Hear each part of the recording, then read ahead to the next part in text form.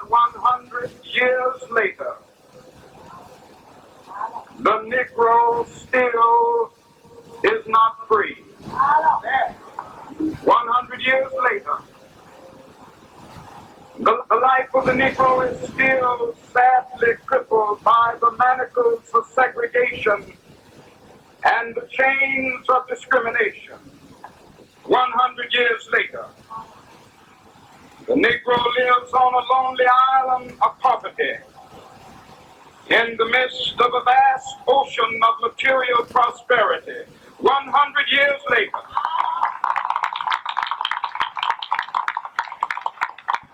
the Negro is still languished in the corners of American society and finds himself in exile in his own land.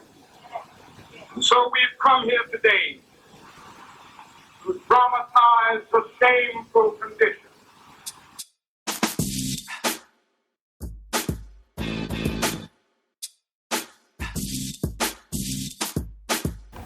The school-to-prison pipeline is an oppressive trend where students of color fall from school to the prison system. The school-to-prison pipeline is used to funnel more students of color and African American students into the prison system, essentially free labor. You don't do well in school, they got a place for you to go. So instead of getting a higher education, they got a prison cell waiting for you. Got these tests that they measure minorities, African Americans, and other minorities, 3rd, 4th grade. They check your reading, your writing. They take a look at what your test scores are looking like. They check your social status. They check all of this stuff, and they pretty much got an idea of where you're gonna be in 15 to 20 years. So they're building prisons based off of test scores in the 3rd, 4th grade. We think about why the mass incarceration is happening, why prison systems exist, why police exist. These actually come from slave patrols, KKK, chasing enslaved people or chasing people in Jim Crow era. So this enforces laws against students of color and African American students. They're not actually protecting the students. For instance, the dress code. Students are asked to not sag their pants. Students are asked to not wear do-rags. Students are asked to not wear headscarves or anything covering their head. These rules that are in place are specifically anti-black. And when I say anti-black, I'm referring to rules that are in place that are punishing students for being black or representations of black culture. I have been stereotyped many of times. They've told me that I won't be anything. They told me I'm from the hood. They told me that I'm from a gang or I'm a violent individual. And I felt that if once they get to really know me, they'll know that I'm actually truly an intelligent person and an intelligent human being that have goals and actually dreams that he wants to aspire to be. The way I dress, they look at me as differently because I dress from the way I come from, what I've been through.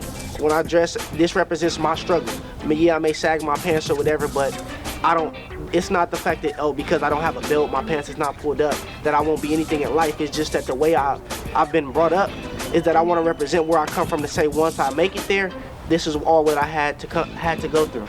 On a daily, due to the fact that I'm an African American male, I experience judgment, I think, just because like whenever I'm walking down the street or I'm in an elevator with a lot of people that don't look like me, like they're quick to clutch their purses and stuff like that just because they feel like I'm gonna rob them or something like that. I look intimidating. Like from the time that I was younger, I've always been built. So me being built and being black at the same time, like, it's not something that a lot of people perceive as friendly. If we look into historical analysis of racism, it's a social construct.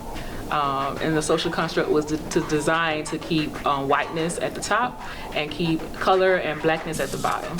So essentially, if we have these programs in place to keep people down and keep them telling them they're not worth anything, eventually people start believing that. If you follow the discipline policies in a school environment or school setting, it prepares you for real world situations. It prepares you for real life. If you go about your life not respecting rules, policies, and laws, then you end up on the other side of the law doing a lot of time.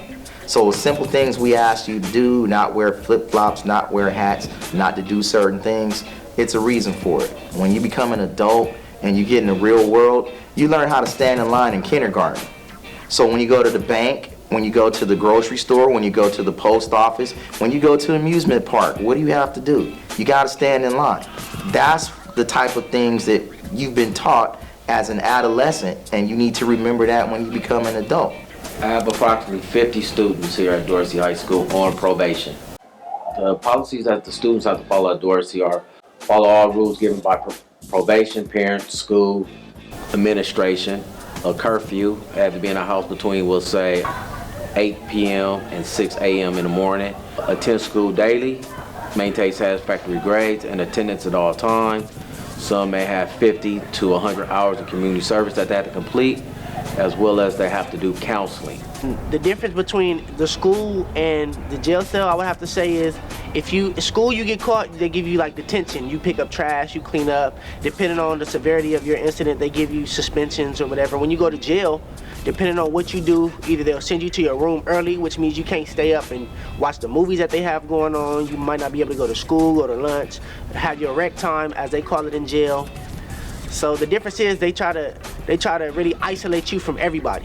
So I mean, as far as treating you, they treat you all right, but they treat you like you're not a regular human being. They treat you like they say, as a criminal, and put you in the cell and make you feel like, I say more or less to have you think about what you've done or the consequences of your actions. Given the climate of what law enforcement has been dealing with the past 10 years, you guys have seen Columbine, Sandy Hook, and all these terrible instances that happen across the country. We are police officers governed by the state of California. We are just police officers that are focused on schools, just much like LAPD and other agencies, Inglewood. Everybody has their own municipalities. Our municipality happens to be schools. Man, I feel like we should even have like these school police, because I feel like a prisoner, feel me? Like I can't do what I want in school. I can't wear what I want to wear, feel me? Very vital and important to have all the necessary tools, such as a gun, in case something happens. God forbid a mass shooting that's been going on, you see across the country. We are going to be the first responders, so we need to be armed.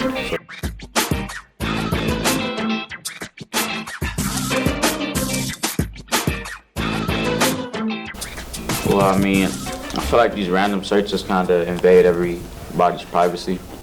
Yeah, like they can't trust us or something when we come to school. Like we don't have notebooks and pencils in our backpack. Like I said, they treat us like we're prisoners. People think because I got on some baggy pants or like a white tee, I'm a gang member, you feel me? Like, I'm an educated black man, I play sports. Like, I remember one time I was walking home and I had a backpack on. And I'm walking home and the police, they just turn around. They turn around fast and they just all up on me. Like, put me in handcuffs and all. I'm like, I didn't even do nothing. They're like, what's in your bag? I'm like, I got cleats in the football. I've also been in a situation like that too. I've been in handcuffs because of walking home, with a backpack on and a hoodie. I feel like racism is not gonna never end as long as black people is on this earth, you feel me? Because, you feel me, the white man, Uncle Sam, they just some haters, like, you feel me? They hate us black people. Like, look at us, we're beautiful, you feel me? We're beautiful.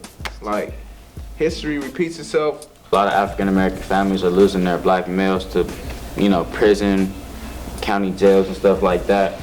And even when we're given the opportunity to get out of prison, be able to change our lifestyles, we still can't have them same freedoms because we can't, get jobs, can't apply for jobs because they don't accept people who have a criminal record, and some of these people might have a whole different mindset, and they're trying to make different choices to, better their life, and we're not given an equal opportunity. One step that I've taken already is graduating high school and going off to college, because a lot of times, like, they want you to fail. The system expects you to fail. Like, they have names on your cell before they even have a name on the diploma for you. And if you can accept that and know that you are something in life and go off to college and be something so that you can come back to your community and be a positive male role model, then that's something that's powerful for a lot of students that's coming up after you. I feel like the best way to make a change is to work hard at something and make a change that's going to affect generations to come. The first thing I would actually like to do to stop the school to prison pipeline from actually happening is encourage parents of students of color and African American students to put them in alternative schools. Homeschooling is actually a nice form of education. Also, African-centered schools. These schools actually teach African American students who they are before slavery. They actually focus on the continent of Africa and actually educating students about who they are first before they get into educational. So I think that actually happens if we have more schools of that kind. I think we can eradicate the school to prison pipeline. We should stand for what's right. You feel me? Like, we need to make a foundation or something. You feel me? You feel me? Like,